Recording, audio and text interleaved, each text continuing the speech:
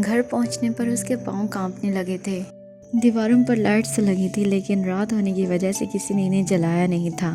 وہ ان دونوں کے ہمراہ گھر کے اندر داخل ہوئی تھی۔ لانچ لوگوں سے بھرا تھا جو اس کی رشتہ دار تھے اور پرسوں ہونے والی شادی میں شرکت کے لیے آئے تھے۔ ان سب کے درمیان سعدیہ بیگم اونچی اونچی آواز میں بول رہی تھی۔ اصغر صاحب اور زبیدہ سر جھکائے ان کی باتیں سن رہے تھے، جبکہ کشف کچن کے دروازے سے لگی زاروں قطار رو رہی تھی۔ ان تینوں کے اندر داخل ہونے پر سب سے پہلی نظر قمر بیگم کی پڑی تھی، جو تہذیب کی شادی میں شرکت کے لیے آئی تھی۔ لیکن یہاں کا قصہ ہی عجیب تھا۔ داؤد اور حسن نے نہ سمجھنے والے انداز میں ان لوگوں کو دیکھا۔ اسے دیکھ کر کمرے میں موجود آوازیں خاموش ہو گئیں۔ پھر سعدیہ بیگم کی آواز آئی تھی، لو آ گئی مہرانی منہ کالا کر کے۔ ارے میں تو پہلے ہی کہتی تھی اس کی شے پر سب ہوا ہے۔ وہ لڑکا پاگل تھا جو اس کے پیچھے پیچھے یہاں تک آ گیا، لیکن میری کوئی سنتا ہی کہاں تھا۔ اس میسنی کی معصومیت کی پٹی بندھی تھی اس کی آنکھوں پر۔ دیکھو اب 2 دفعہ اغوا ہوئی ہے یہ۔ انہوں نے عمران کی طرف دیکھ کر جتایا، جو بہت غصے سے اسے دیکھ رہا تھا، جبکہ تہذیب کا دل چاہا زمین پھٹے اور وہ اس میں سما جائے۔ میں آج آخری بار بات کرنے آئی ہوں۔ میں ایک اغوا شدہ لڑکی کو اپنی بہو نہیں بنا سکتی۔ میرا ایک ہی بیٹا ہے۔ میرے ہیرے جیسے بیٹے کے لیے یہ عیبدار لڑکی ہی رہ گئی تھی۔ دیکھیں آپ غلط سمجھ رہی ہیں۔ حسن نے آگے بڑھ کر انہیں سمجھانا چاہا۔ انہوں نے ہاتھ اٹھا کر منع کر دیا۔ بس جی آپ لوگ کچھ نہ بولیں، یہ ہمارے گھر کا معاملہ ہے۔ حسن نے تہذیب کا چہرہ دیکھا جو لٹے کی مان سفید پڑ گیا تھا، جبکہ داؤد کا چہرہ ضبط کے مارے سرخ ہو گیا تھا۔ مجھے ذرا بھی امید نہیں تھی تہذیب، تم اتنا گر سکتی ہو۔ اتنا کچھ ہونے کے باوجود میں تمہیں اپنا رہا تھا، لیکن تم پھر بھی میری امی صحیح کہتی تھی۔ اس نے بڑی نفرت سے تہذیب کو دیکھا۔ تہذیب کچھ بولنا چاہتی تھی لیکن اس کی زبان جیسے اس کا ساتھ چھوڑ گئی تھی، اور داؤد کا صبر جواب دے گیا تھا۔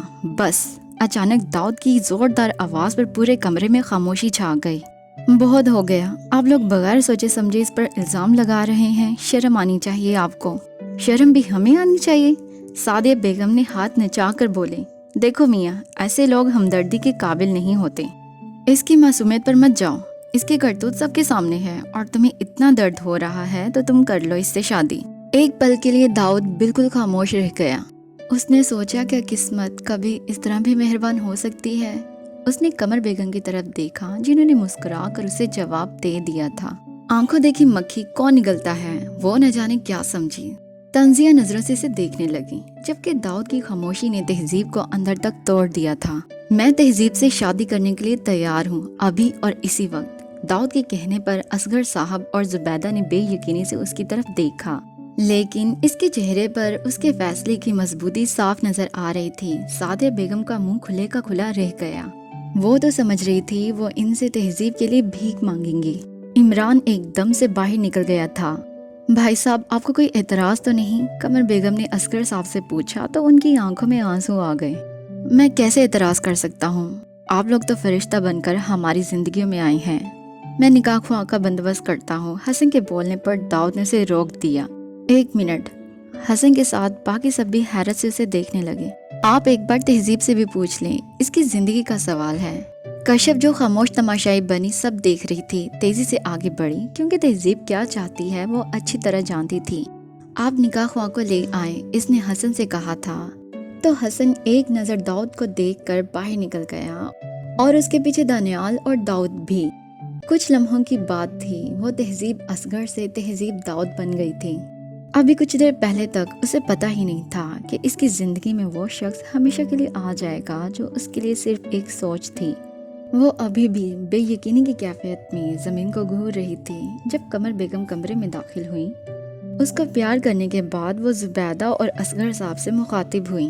ہم رخصتی بھی ابھی کرنا چاہتے تھے، پھر میں نے سوچا ابھی اس کی کنڈیشن ایسی نہیں۔ تہذیب آپ کے پاس ہماری امانت ہے، ہم 2 ہفتے بعد رخصتی کرا لیں گے۔ اصغر صاحب اور زبیدہ نے ان کی بات سے اتفاق کیا تھا۔ ارے یہ کیا کر رہی ہو؟ کشف کی آواز پر تہذیب گھبرا کر اچھل پڑی۔ دفع ہو جاؤ، آرام سے نہیں بول سکتی تھی؟ میں ڈر گئی تھی۔ تہذیب نے اپنے سینے پر ہاتھ رکھ کر کشف کو گھورا۔ اچھا تم ڈر گئی تھی؟ حالانکہ تم ڈرتی نہیں، ڈراتی ہو۔ تہذیب نے اسے کوئی جواب نہیں دیا، شیشے کے سامنے جا کر کھڑی ہو گئی۔ کشف اسے ہی دیکھ رہی تھی جو مہندی کے پیلے سوٹ میں سادگی میں بھی غضب ڈھا رہی تھی۔ कल मेहंदी थी। दाऊद और उसकी फैमिली लाहौर गेस्ट हाउस में शिफ्ट हो गए थे। आज असगर साहब ने इनकी फैमिली को डिनर पर इनवाइट किया था। कश्यप, वो लोग अभी आए नहीं? तहजीब की बेचैनी पर कश्यप खुलकर मुस्कुराई थी। आ गए हैं, इसलिए तो तुम्हें बुलाने आई हूँ। अच्छा। वो एकदम कॉन्शियस हो गई। दाऊद भाई नहीं आए। कश्यप के बताने पर तहजीब का जगमगाता चेहरा एकदम बुझ गया था। क्यों? मुझे क्या पता। कश्यप ने कंधे अचकाए। अब तुम नीचे आ जाओ, कश्यप कहकर बाहर निकल गई, जबकि तहजीब की आंखों में आंसू आ गए। इन 2 हफ्तों में दाऊद ने इसे एक बार भी फोन नहीं किया। वो खुद को तसल्ली देती रही, लेकिन आज जब सब आए हैं तो वो क्यों नहीं आए?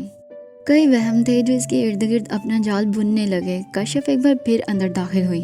तुम अभी यूं ही बैठी हो? कहते हुए इसने गौर से उसका चेहरा देखा। तुम रो रही हो? उसके आंसुओं की रवानी में इजाफा हो गया।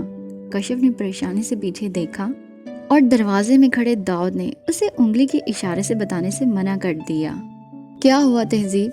कश्यप, कभी कभी मुझे लगता है कि कहीं वाकई ऐसा तो नहीं कि दाऊद ने उस वक्त सिर्फ हमदर्दी में मुझसे शादी कर ली हो और अब पछता रहे हो। क्यों? तुम्हें ऐसा क्यों लगा? तुम खुद देख लो, कभी उन्होंने मुझे फोन किया और अब आए भी नहीं। मैं ही पागल हूँ जो पता नहीं क्या क्या उम्मीदें लगा ली थी। मैं उनसे प्यार करती हूँ तो जरूरी नहीं वो भी मुझसे करें। दानियाल ने मुझे बताया था उन्हें डरपोक और रोने वाली लड़कियां पसंद नहीं, और पता है मैं जब भी उनसे मिली रोती ही मिली। उन्हें सोबर लड़कियां पसंद है। तुम बताओ मैं क्या सोबर लगती हूँ? उसके पूछने पर कश्यप की हंसी निकल गई थी। तहजीब ने नाराज होकर मुंह दूसरी तरफ मोड़ लिया। अच्छा बाबा, नाराज ना हो। अगर तुम्हें ये वहम है तो तुम्हें चाहिए था तुम खुद दाऊद भाई से बात कर लेती। आखिर तुम उनकी बीवी हो, इतना तो तुम्हारा हक बनता है। मुझे पागल कुत्ते ने नहीं काटा जो मैं उनसे ये पूछूं। तुमने नहीं, मैंने उनका गुस्सा देखा है और थप्पड़ भी खाया है। तहजीब ने अपना गाल से हिलाया। तो अब इसका क्या इलाज है? कश्यप ने दिलचस्पी से उसका चेहरा देखा तो तहजीब ने मुस्कुरा कर अपने आंसू साफ किए। कोई इलाज नहीं, अब तो मैं इनकी बीवी हूँ, जैसी हूँ इनको बर्दाश्त करना होगा। चलो मैं आंटी से मिल लूँ। वो बेड से खड़ी होगी, लेकिन दरवाजे के करीब पहुंचते ही धक से रह गई। उसने मुड़कर शिकायती नजरों से कश्यप को देखा जो कहका लगाकर हंस पड़ी थी। सुना दाऊद भाई, आपकी बीवी को कितनी शिकायतें हैं आपसे? जी। वो तहजीब पर नजर टिकाए बोला।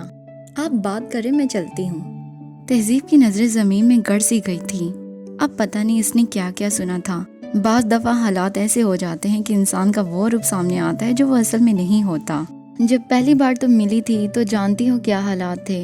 अगर मैंने तुम्हें थप्पड़ मारा था तो मैं उसके लिए शर्मिंदा हूँ। अगर कोई तुम्हें खराश भी लगाए तो जो उसका हाल मैं करूँगा उसका भी तुम्हें अंदाजा है। क्या वहाँ से तुम्हें मेरे प्यार का अंदाजा नहीं हुआ? बोझ को जिंदगी का हिस्सा नहीं बनाया जाता। जिंदगी में उन लोगों को शामिल किया जाता है जो दिल के मकीन होते हैं, और मैं तुम्हारी तमाम हमाकतों के बावजूद तुमसे मोहब्बत करता हूँ। तहजीब ने नजरें उठाकर उसका चेहरा देखा जो हमेशा की तरह संजीदा था। तसल्ली के लिए इतना काफी है या कुछ और कहूँ? तहजीब की नजरें झुक गई थी।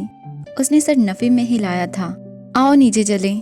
तहजीब ने हैरत से उसकी फैली हुई चौड़ी हथेली को देखा और फिर उसका चेहरा। अगले ही पल उसने अपना हाथ उसके हाथ में दे दिया था। आखिरी सीढ़ी पर उसने अपना हाथ खींचा था। दाऊद ने एक नज़र उसका चेहरा देखा और मुस्कुरा कर हाथ छोड़ दिया। अल्हम्दुलिल्लाह, फाइनली ये नावल हो गया है कंप्लीट। आई होप सो आप सबको बहुत पसंद आया होगा। इंशाल्लाह जल्द मिलेंगे न्यू स्टोरी के साथ, न्यू नावल के साथ। तब तक के लिए अल्लाह हाफिज।